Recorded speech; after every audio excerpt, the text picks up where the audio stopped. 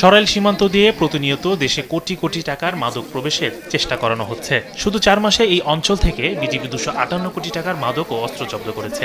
বিজিবির হবিগঞ্জ ব্যাটালিয়নের উদ্যোগে চুনারুঘাটে সীমান্তবর্তী জনসাধারণের মাঝে বিনামূল্যে চিকিৎসা সেবা, চক্ষু শিবির ও ঔষধ বিতরণ কার্যক্রমে এই তথ্য জানিয়েছেন হবিগঞ্জ বিজিবি ব্যাটালিয়নের অধিনায়ক লেফটেন্যান্ট কর্নেল মোহাম্মদ তানজিলুর রহমান। সবাইকে নিয়ে আমরা একটি সামাজিক প্রতিরোধ গড়ে তুলতে চাই, যাতে করে আমাদের সীমান্তকে আমরা সুরক্ষিত রাখতে পারি এবং মাদক চোরাচালান মুক্ত একটি সুখী সুন্দর বাংলাদেশ গড়ে তুলতে পারি। এই এলাকার অভাবগ্রস্ত দুস্থ মানুষ যারা বিভিন্ন ধরনের অসুখ বিসুখে ভুগছেন, তাদেরকে চশমা দেয়া থেকে শুরু করে পরবর্তীতে ছানি অপারেশনেও আমরা সহযোগিতা করব এবং এই কার্যক্রমের ধারাবাহিকতা আমাদের অদূর ভবিষ্যতেও অব্যাহত থাকবে।